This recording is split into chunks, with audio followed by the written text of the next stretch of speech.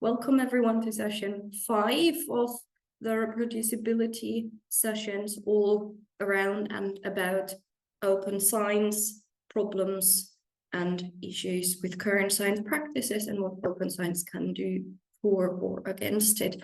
And today we are dealing with open access publishing, kind of leading up. I think we have been from the further sessions, but we will look at that in just a moment. So today is a little bit special because we actually do have a guest speaker here today. So we will start with that. I give you, as you're already used to, a little bit, just a shorter today input on open access publishing in a nutshell. What is it? What could be issues with it? What are chances, especially regarding reproducibility? We will have a few moments here and there that you can contribute your own thoughts, what you already know about it, and then we will hand over and go into a bit of an open discussion around. Thomas has agreed to share a bit of his experiences from being former editor-in-chief and still part of the action editor team of Frontline Learning Research, the early open access journal, and give us a chance to ask questions. So he will tell us everything he can or can't about the editor's perspective, and has even agreed to collect questions if there's something still open and pass it on to the other editors to see that we get some conclusive answers from the editorial perspective on open access publishing. All right, but let's go, let's start. If I can continue, perhaps, with the presentation, that would be nice. All right, yes, perfect. As I said, we have been leading up a little bit to it, so I wanted to start with a little bit of a session recap, as we are now already in session 5. We have done 4 of these, 1 monthly, so it's perhaps a little bit ago already that you have been part of this. Maybe you joined for the first time. So we have previously been talking about the problem or problems with current science practices, solutions that open science could offer, the publication bias specifically, and pre-registrations. So what are common issues in science practices like p-hacking, you might have heard, cherry picking, fishing expeditions, all these well, wonderful but rather not so wonderful words that we encounter in science practices today. And we had a look at how in these sessions different approaches could maybe offer solutions or help us out with these things. So the idea would be that going on from these, we look a little bit at open access publishing and see how that fits in the picture. So say you have followed all of our great sessions along, you have set up your pre-registration plan, you have, well, perhaps not send in a registered report, then this scenario is maybe not working out so well, but you have done your pre-registration, you have collected your data, you have not done any p-hacking, you have not went on a great fishing expedition, but still you have gotten together a great paper with really interesting results. And what now? You're ready to publish, you're trying to choose a journal for it. So what to do? And open access publishing would be one option here. Perhaps before we start in, the 8 of you except me that are here in the room, whom of you has published, and perhaps was it open access? Was it traditional publishing? I mean, Thomas, I know you have published things obviously, but maybe for the more junior ones, have you published? And if yes, was it open access? Write in chat if you like, or just open your mic and give it in the room.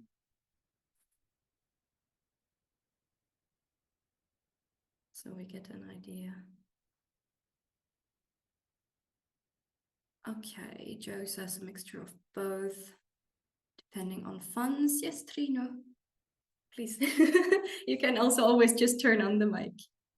Thank you. I thought I would rather speak than write. Yes, absolutely. That's great.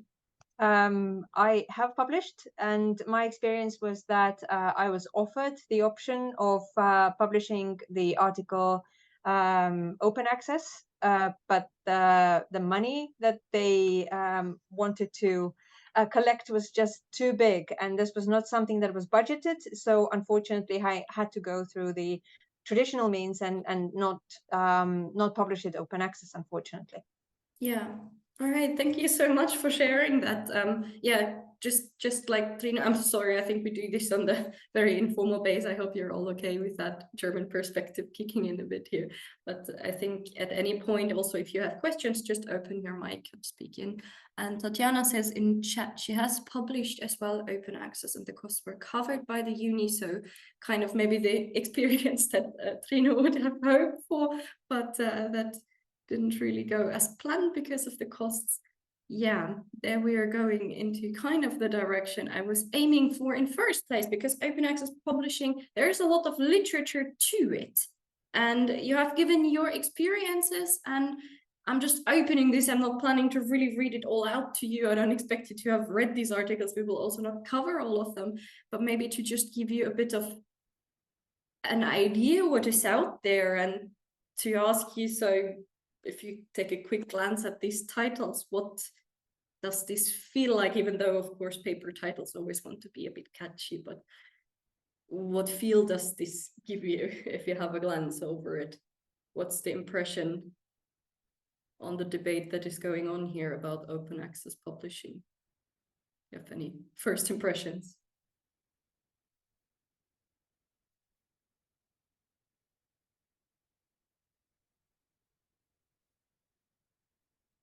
The chat has been active again. Okay, Joe, yeah, preprints, that's a very good point. I think maybe we can have a look at that with Thomas. So if there's no direct input from you, something that literature, funnily enough, suggests itself, that there's rather, as it should be in our scientific context, perhaps evidence-based and rational debate about is open access publishing now a good thing or not, what could be advantages or disadvantages, is kind of drowning in these sort of misconceptions that there's an emotional aspect, perhaps even in parts, to these titles that are perhaps a little unexpected when it just comes on which platform are we distributing our work. So it's kind of interesting to think about, where does this come from?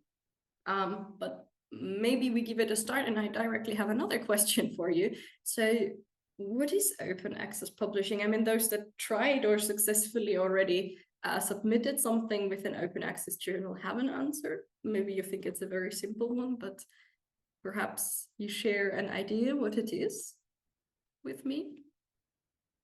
And afterwards I will share mine and the idea of literature.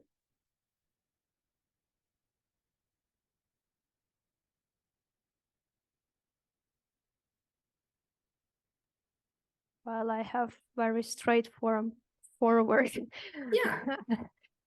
thought on this. I'm not too much into the stuff, but as I see it, that means that your article can be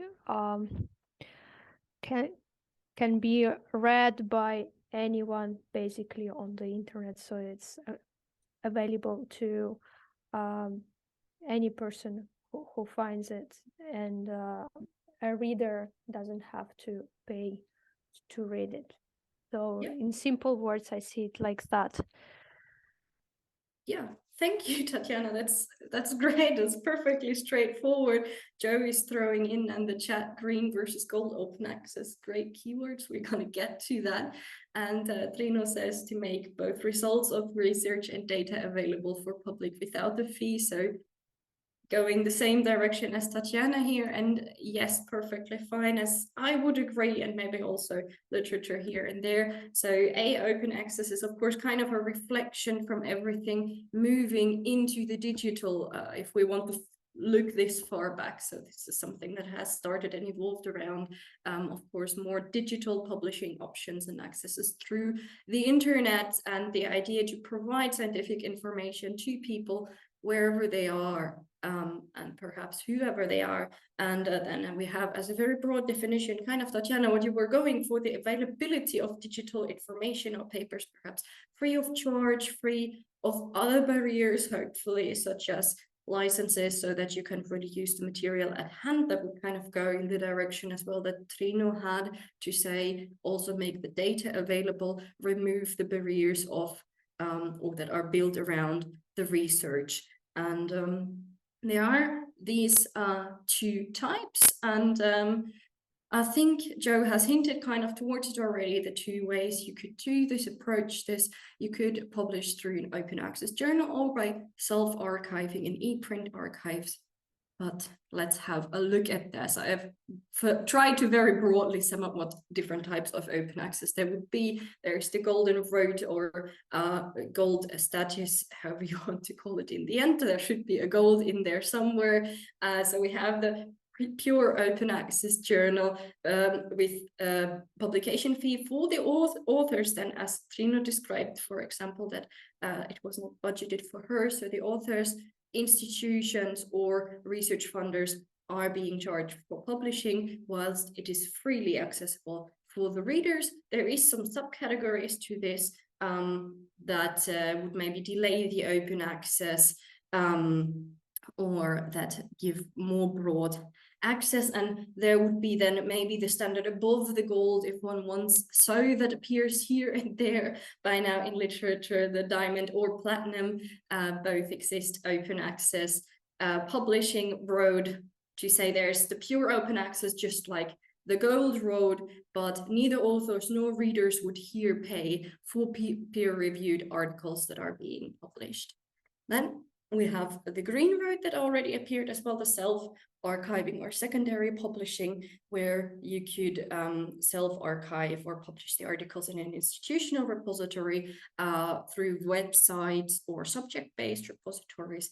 These would be different options, basically, after publishing already with someone else. There might be some issues here, of course, with the permissions and rights. Then we have the hybrid publishing that you might have come across perhaps already, so that by now many journals allow for both the traditional scholarly publishing in that sense, where, well, the reader would pay a fee, or maybe the institution that subscribes to the content will say your university, or the authors, institutions, or research funders could again pay a fee and make the article freely available. And there are some other open access options like bronze, where you're free to read articles, but the licensing might be a little bit different, or you might be able to at least provide an abstract or a table of content of your work free of charge for the reader.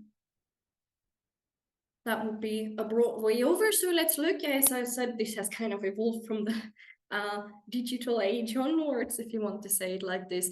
So the development of open access publishing, therefore, is kind of dated around 1993, if you look a bit and what is going on, and is describing different cycles, and that, of course, the volume of journals and articles in the open access field have originally really spiked. It has then a bit decreased, but still there's around the 20% of growth of publishing volume maintained. So it's not disappearing, at least, even though there's this emotional debate, as we have seen in the beginning, and the hybrid or gold articles have doubled as of 2022, and there is a majority of journals that by now offers these gold or hybrid publication options.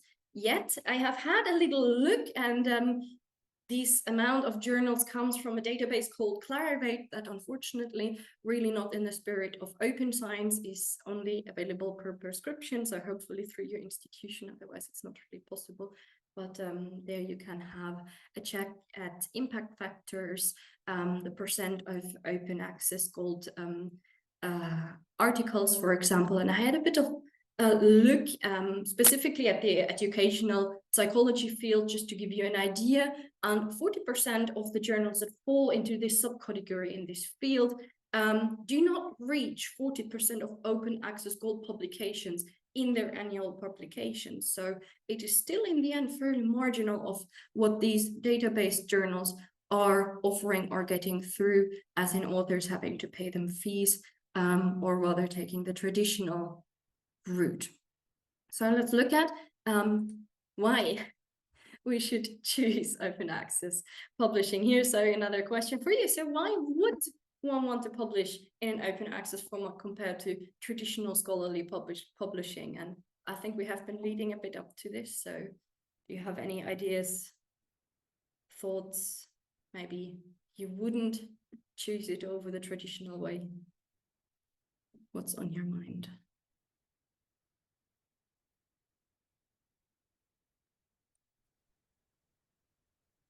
Yes, chat is getting active. More people are having access. Genau. Joe, to create, I don't know, I am, but impact policymakers. Yes, that is helping. Right. Okay. Tatiana, do you have? Yeah, just a couple of thoughts. I think, of course, it is just good that more people have access to information, to scientific information generally. So generally it's a good thing, but if we talk about more kind of extrinsic benefits, it increases researchers' visibility also a lot, because you get higher chance to be cited, for example, and things like that, if it is open access. Yeah, thank you. That's a great point. There is, again, all the great points in there that I could deliver. I have phrased it a little bit more blooming, perhaps, talking about the open access aspiration of science, perhaps here. So as you already mentioned, we have the continuous and rapid widespread access to research finding, to information, to data that other researchers can build upon, that people, not only researchers, but everyone really can discuss, can get in conversation with. And we are, of course, if we're going back to reproducibility here, we allow for findings to easier be reproduced, especially if we provide data sets with our publications, but also if we make our research easily available to everyone. So that means if we're now taking a step back and looking for a second again at these two different types of publishing, we have the open access and the traditional. What really divides them in spirit? So in open access, we put the responsibility for fees and the perhaps setting up, if you're self-publishing, on the authors, on the institutions or the research funders, or if we're talking about the diamond or platinum road again, on the publishers, perhaps, whilst the traditional scholarly publishing puts these fees, the access, but also, of course, the chance to even participate in science conversation on the readers only, and therefore, as kind of has toned in, also might restrict certain readers or the public from accessing research results. So I have already jumped a little bit in the problem, I think, and I see open access, kind of a bridge between scientists and researchers. Yes, that is a very good point. So we build a bridge between different places. But so the problem, and I think it maybe has already come through a bit with Trina. So what is the problem with open access publishing then? Do you have ideas? Some thoughts have come through on funding perhaps already, but do you see other things that could be problematic?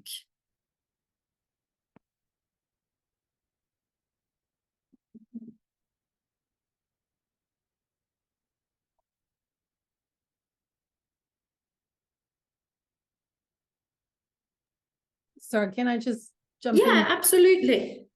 I think it is really the funding that is mainly open access. There's been concerns that if there's a drive towards most open access, and you can already see that in some of your figures, certain disciplines are funded differently through more charities, for example, where again, you know, they won't have that kind of funding available to pay a few, I mean, in the UK, it's a few £1,000s to pay for an article to be fully called open access. you know, small charities simply, you know, work in education simply can't afford that. And so if you then think about this at a more global scale, you can already see that some countries won't be able to afford these kind of fees at all. And I know some journals do give, you know, discounts for some of these countries, but it's an additional barrier that is being created if we want to get more research on a global scale from a more representation, you know, within our research across the globe. That's my personal view. I know other people have other concerns about open access. I think for me, I'm really in favor of open access. It's just a fee that is a really big burden, I think. I can't remember whether you've got any other ones that people have objected to. Yes, thank you, Joe. It's a great contribution. Sums up the cost part very well. I expected this kind of, so we will look at it from a bit different perspective. But yeah, so it is one of the main concerns, but there is some other ones going after the buzzwords here that we are hopefully trying to really get rid of, as in the predatorial journals that pop up here and there. We will have a look at that and not just leave it standing in the ring. The costs, Joe, you already covered. And the quality, and quality will be an interesting point to also look at in terms of journals, but perhaps maybe later on as well of articles. So let's look at predatorial journals first as a buzzword. It pops up. There are these predators prowling for researchers and their work. It makes it sound, it's very graphic, let's say it like this. So what it actually talks about then, if you had a chance to look into one of these tenant articles, is fraudulent or deceptive publishers, perhaps, all those with subpar standards of peer review or linguistic corrections. So it is a buzzword that really has shifted. There has been this person keeping a list of deceiving predators that just prowl for your work and try to take advantage of you. This has been discussed widely. It has been reduced a whole lot. So whilst maybe this number of, if we want to call them these predatory journals, or maybe rather fraudulent and deceptive publishers, might have grown and received as well media attention, as it is a very catchy graphic image to go after, it only in the end represents a minority of papers being published in journals, and of course of publishers themselves as well. So and it is as well, if you want to look at this, especially the subpar standards, but also perhaps deceptive publishers, is not only limited to open access, really. So it is kind of contradicting to say that this is a problem that would only exist with open access journals, but you will also find it in traditional scholarly publishing. And then things like registration checks on larger platforms, or to look into published open access review reports for journals, can help you still when you're on the choice, or if your institution grants you access to something like Clarivate, database that is collecting impact factors information about journals, can be good starting points to also tackle this issue, even though it is, as said, questionable of how many fraudulent deceptive publishers there are in the end, or if it is just maybe standards lacking, and to keep in mind that it is a minority of publishers that falls into this category. So since we already talked about the costs of open access publishing, and I see I should really hurry up, so there is different ways, and this is one that Tennant here described, to maybe make your research open access, even if you don't have the chance to go after the gold standard, because the costs can vary. We will look actually at frontline learning research in the end, I think, as an example. So there is the option to maybe self-archive, or just consider another journal if you have the opportunity and are maybe given the chance by your co-authors. So the quality of open access publishing. So what other problems might come into question with the quality of open access publishing? And I'm hurrying up a bit here. If you have ideas, of course, put them in. But there is these perceptions of authors on open access publishing. Perhaps one or the other has maybe mentioned it a bit. So there's an unfamiliarity, of course, still with this field, if you really want to look specifically at it and not just look for a great fit in a journal for your paper in the end, but also that they would perhaps have low impact or lower prestige or even a smaller readership than subscription-based journals. Yet, and I think Tatiana has already mentioned this as well, there is a contradicting perception of those publishing in open access journals that there is a lower publication time, and that also perhaps a higher citation quota is reached. And many authors that refused in this study to really go for the open access route thought they would maybe reconsider if their concerns were addressed. So what did the findings say? Well, many ideas about these quality issues are a little misguided. So peer review measures are generally at the same standard or higher as the traditional scholarly journals. If you have a hybrid one that offers both options, you of course have the same peer review process, and something like indexing and impact factors of course also take time for journals. This is not possible for a newly created open access journal.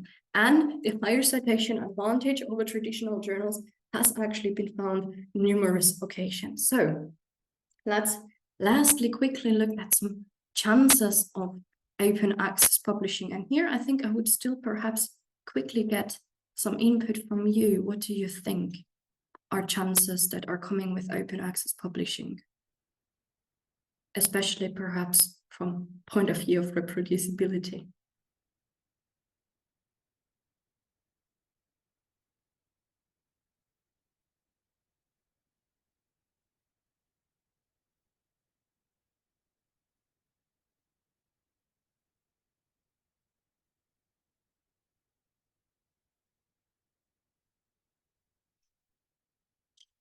Again, high citations, yes, well, those we just covered, yes.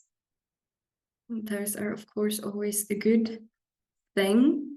So perhaps what kind of course, goes with these more citations and the higher visibility that we already also mentioned is increasingly open research practices. We can see what others do or don't do. We have an increased scholarly communication perhaps on top of that, because we have a wider chance to discuss what our colleagues are doing with them or about them. We increase transparency on, well, not only research levels, but also for the general public. And with that can create a broad societal impact in the end, because we make the research available for everyone. So reproducibility, the word is really catching me today.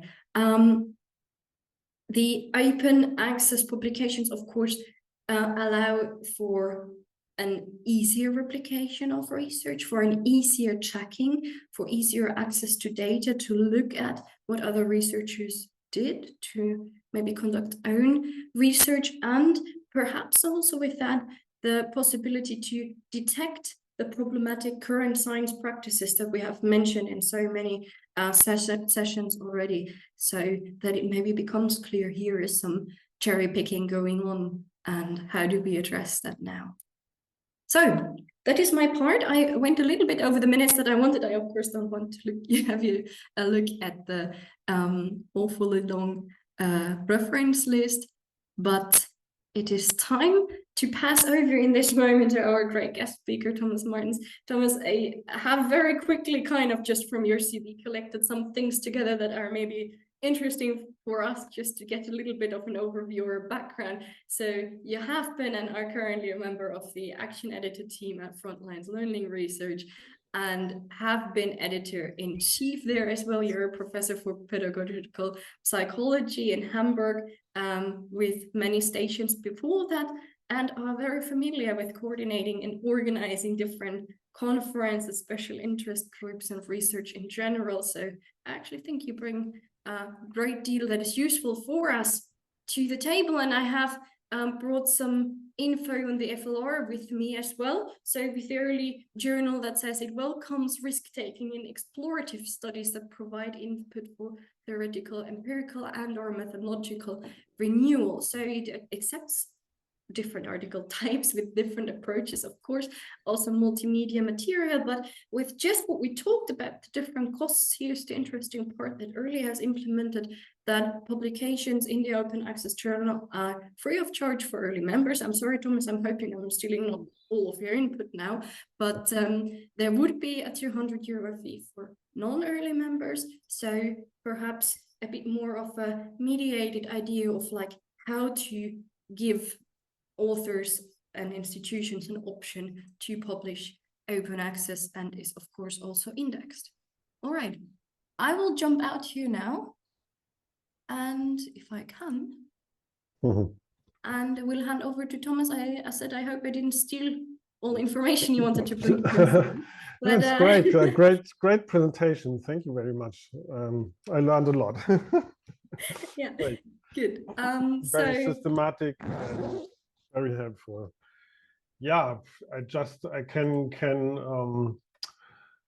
refer to some points that you have mentioned. I mean, the costs, yeah, you mentioned it before. I mean, for the frontline learning research, it's free of charge for early members. That is still the case.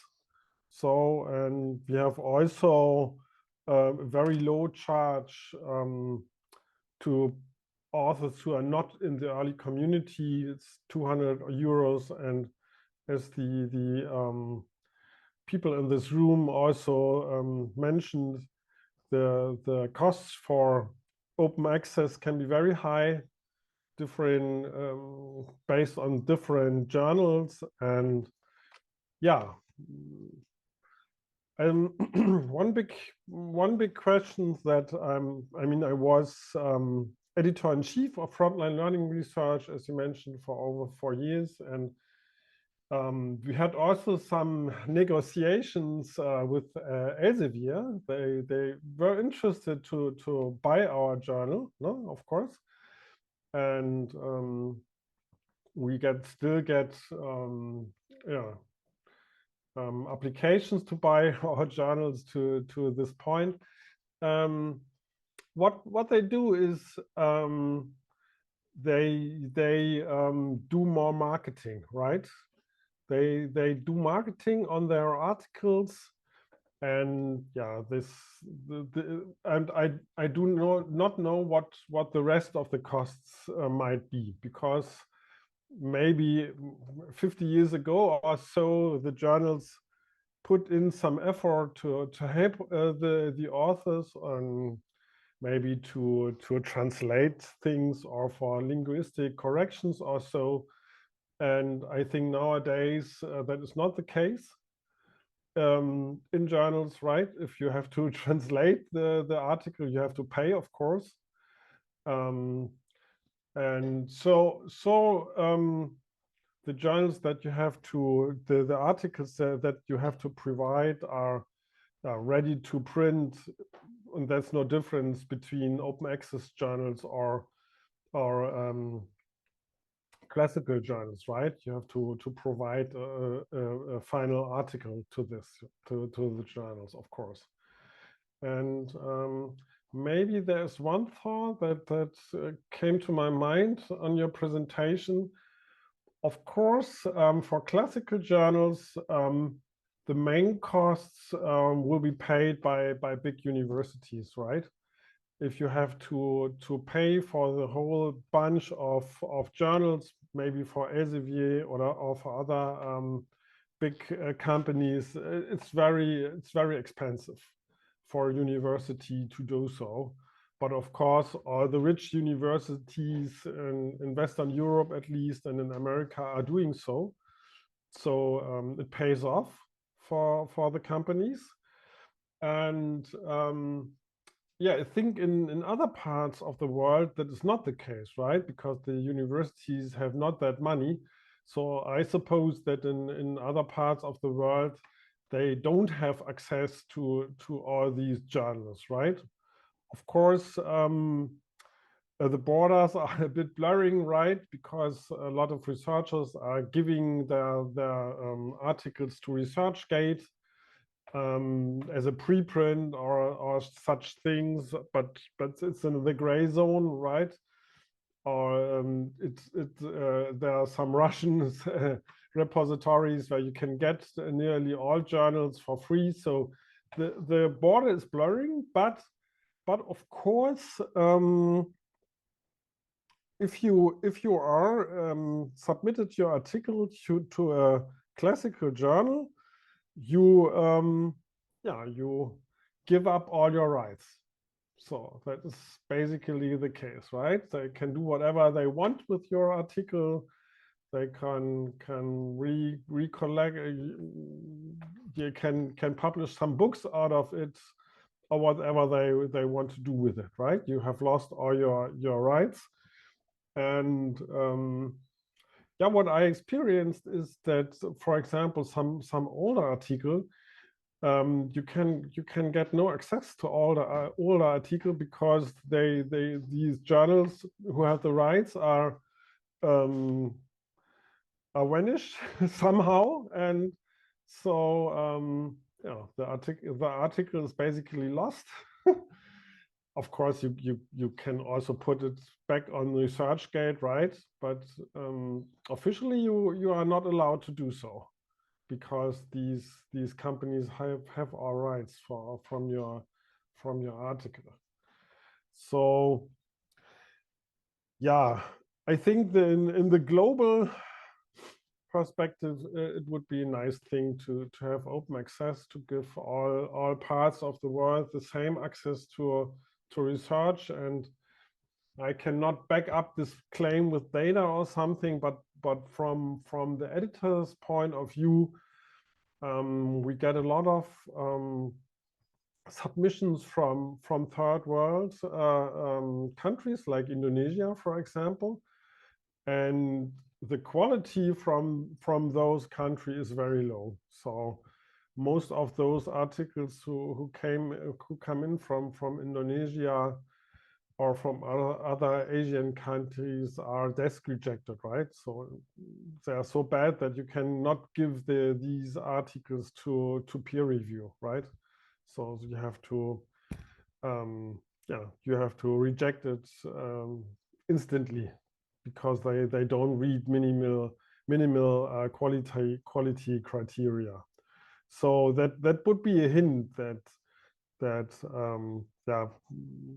beneath other problems, they also have maybe not access to all the current journal articles that they should have.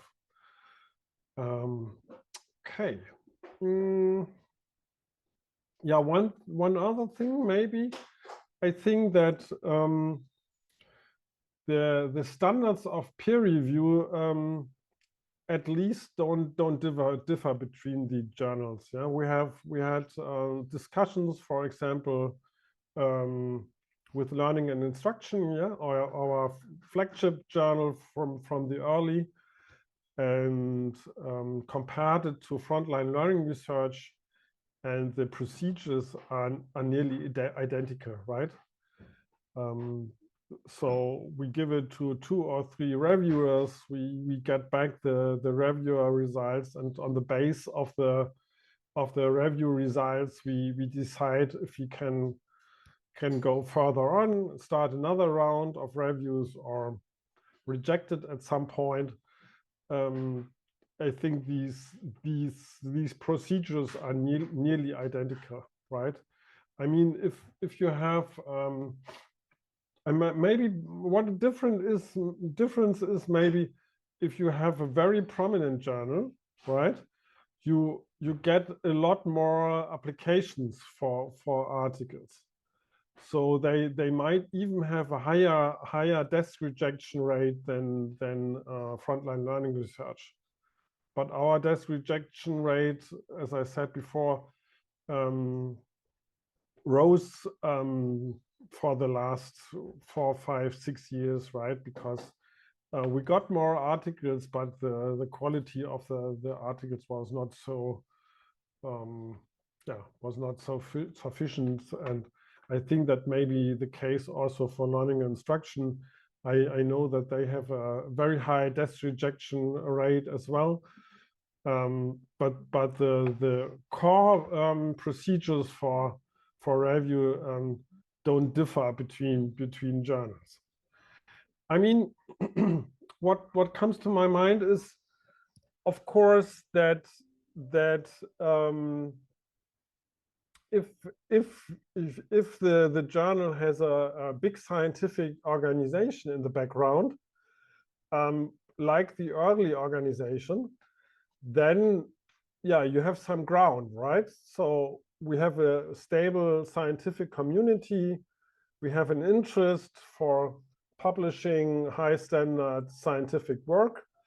And on this base of the early, it's clear that we really want to have high standard scientific publications, whether it's open access or not, that doesn't differ, right?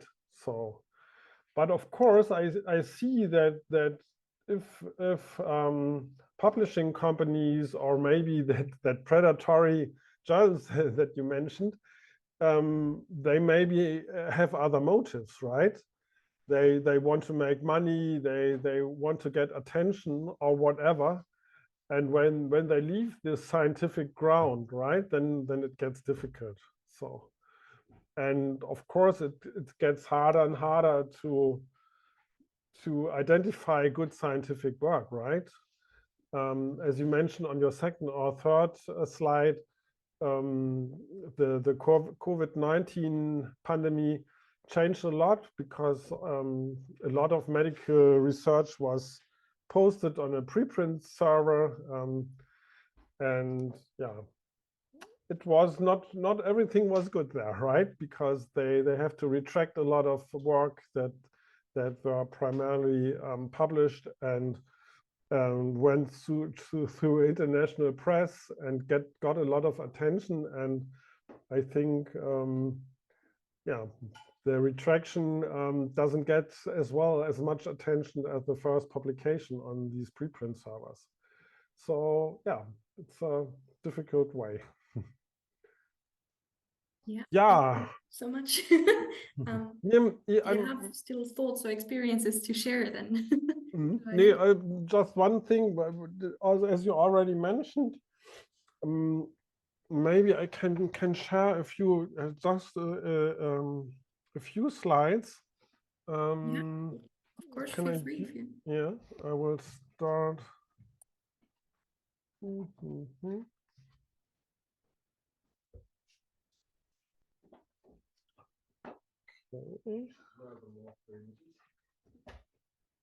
So, and I need to share my screen. I think it's okay. Do you all see my screen now? Yep. Yeah, it's okay. perfectly visible. Yeah, it's my middle screen. Okay.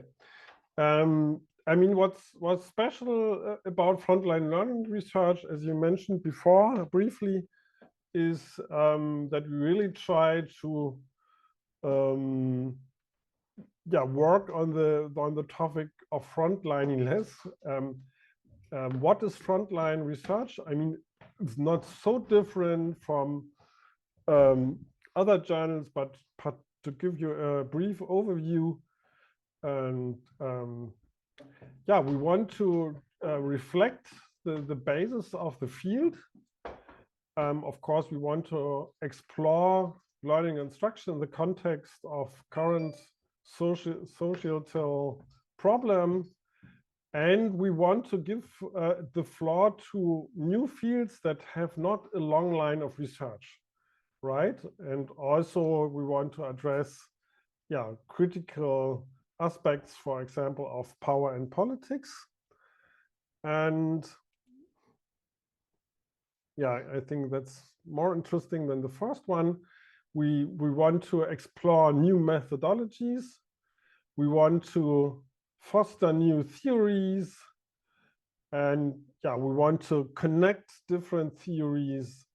And this should be done by multi-trans interdisciplinary approach, incorporate different perspectives from different disciplines such as philosophy, psychology, education, neuroscience, computer science, or sociology. And yeah, we want to support integrative understanding of learning instruction. And maybe this is the most important point.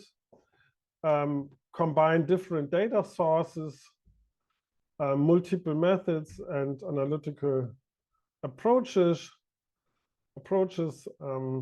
Yeah, challenge with this the traditional methodologies, and yeah, vielleicht maybe we also question paradigmatic stances, and yeah, give the floor to new things in the scientific field.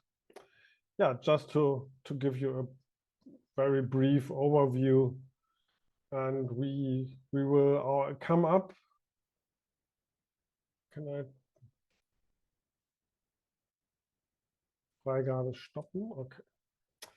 And we will come up with a special issue that we are working on right now that will clarify also the points that I mentioned before. What is frontline learning? And I really look forward to this special issue. I mean, it will take a few months to come up, but yeah, we really like to go in this direction to foster new methods, new theories, and combine this all together into really frontline research. And this is a bit the difference to maybe other journals. So yeah, I think the main difference to other journals is not the open access part, but the frontline part. But of course, we have also worked on the open access basis from the start, right? Yeah. Okay, so I'm open for questions. Yeah, perfect timing. I think I have seen Joe has already given something in the chat, but first, thank you so much for the breakdown and for your impressions and experiences. This was really helpful. It answered a lot of my questions, to be honest, up front. So that was a great start. And thanks for giving another insight as well on frontline learning research as a journal. That's very interesting and kind of just fits right in, of course, with these sessions, with the idea of like how to go on, how to go forward, and how to do it in a very methodological and perhaps new way, basically, and address the current states that are maybe problematic. But so Joe is asking already if you could give us an example of a new method or something that you have seen that is very interesting in frontline learning research, maybe something that is in your mind, a current article or something. Yeah, I mean, what is not specific to frontline learning research, but what has happened in the field of educational research over the last few years is that a lot of new methods have been used to clarify processes of learning, right? For example, eye tracking or physiological data like heart rate, like skin resistance. And the challenge is here that these different data sources work on different time scales, work on different granularities, refer to different theories, and it will be a persisting challenge to combine all these data sources to get a better view on learning processes.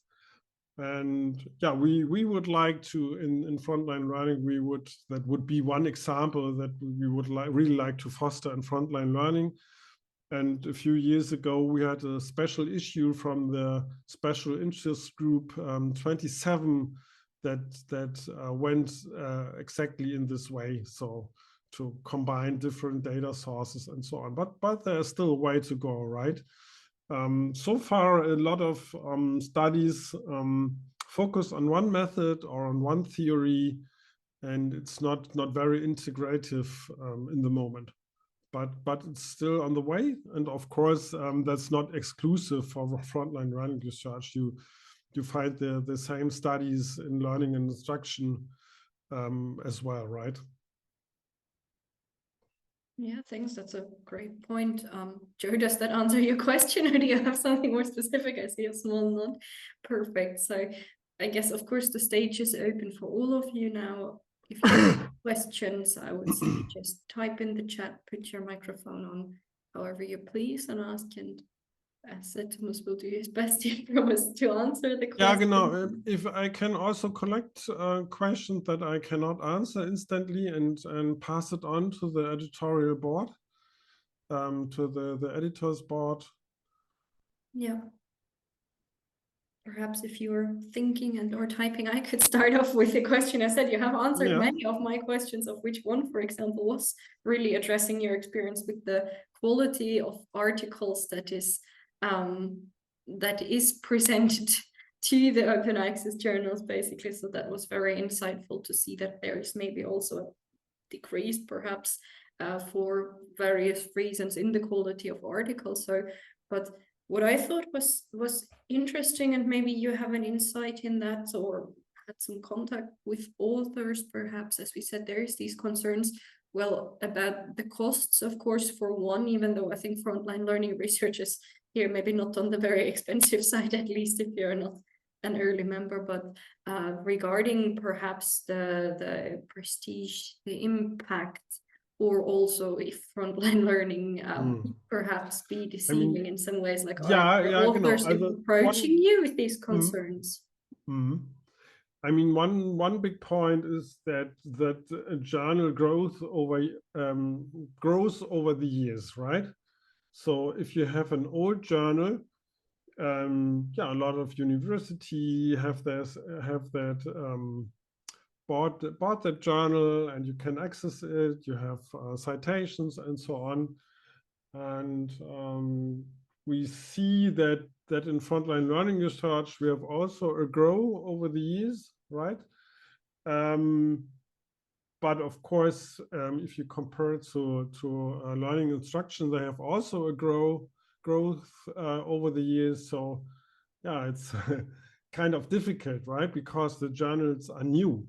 It's not a question if they are open access or not, but if you have a new journal, you have to establish this new journal in the field. So, and as you also presented that the old journals are quite flexible. They try to incorporate open access strategy to their old strategies. Of course, you have then to pay a lot of money to get it open access.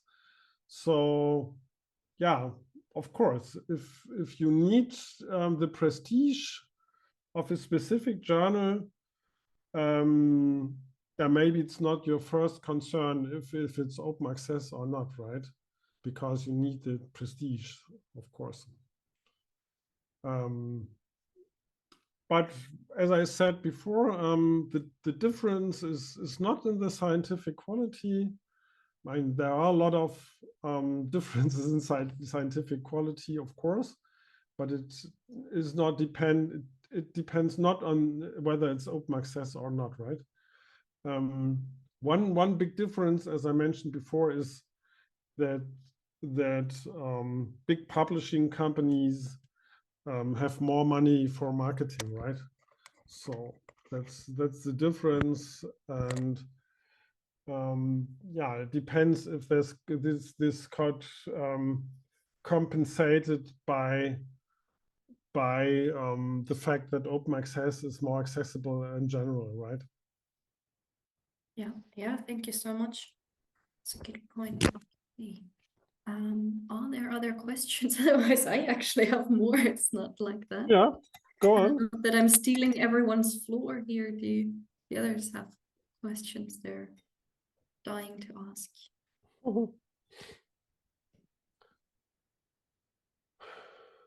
Put your mics on and speak free, or if you rather type, of course, go ahead.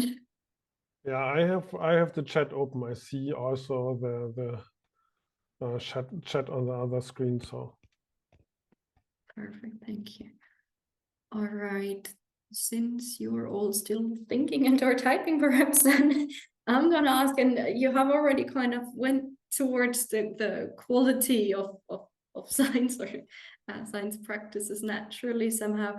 So I'm kind of just wondering, maybe of more an opinion or perhaps some practical experience, however you want to see it.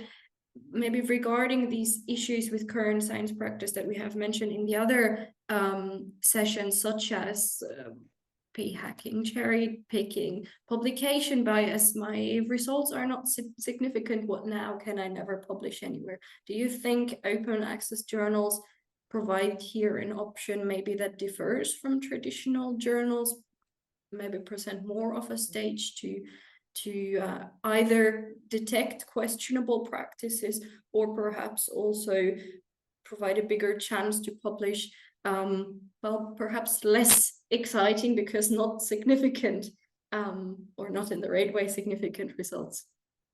I think that's a really difficult question, right?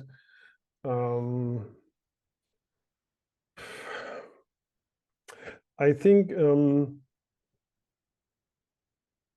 I can just answer from my personal experience as editor-in-chief, right?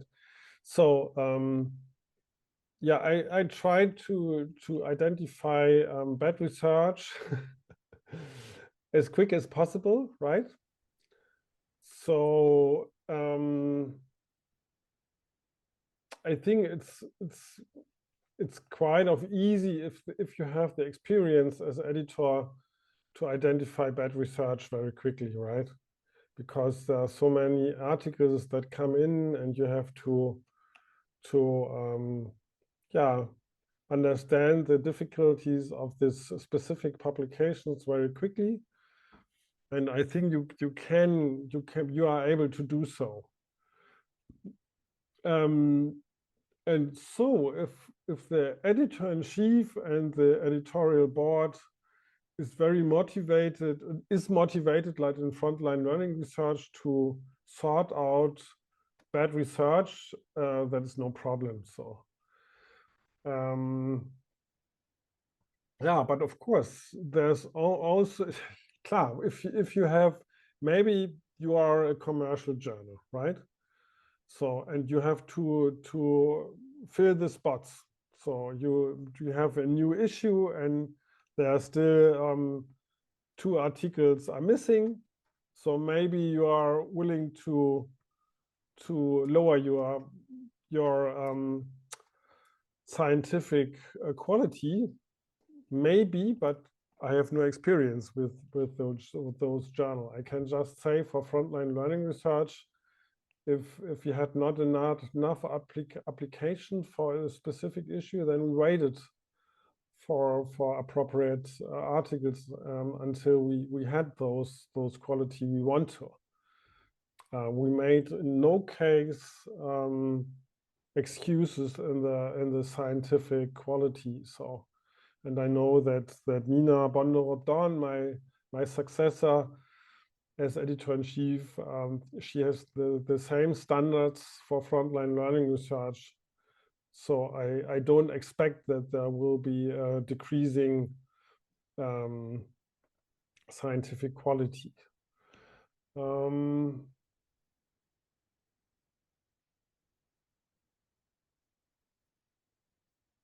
Yeah, maybe the problem is quite the other way around, right? Maybe when you are editor-in-chief of learning and instruction, they have so many applications for articles that they maybe reject articles that have a good quality, right? But they don't see it in the first glance. So they reject the article because some formal standards are not fulfilled, and they don't see that this is really a diamond, but somehow don't see the quality of those papers. But I don't know. I have no experience in the editorial processes of learning and instruction. Yeah. Yeah, still, thank you so much. That's in the end still very insightful. It's a good suggestion to also see it from that perspective of why articles that seem perfectly fine in their practices might get rejected from journals. And it's, I think, incredibly uplifting to know, maybe the others agree here, to hear the rigorous standards that are basically held upon open access journals like Frontline Learning Research, then hear that you're really looking out for and waiting out for the appropriate standard of an article. I think that, let alone, helps with many of the problematic practices that we have discussed over the last weeks. Okay, but I have been reminded by Lisa, and I have also seen that we are well over the hour that we planned. So if there is no urgent questions you're absolutely not comfortable with leaving or perhaps sending by email to ask at a later point in time, I would say perhaps thank you, Thomas, for your time. You're welcome. For the really, really interesting insight. I found it incredibly helpful to listen to your perspective and your experiences. And yeah, thank you for everyone that was here participating and joining us today.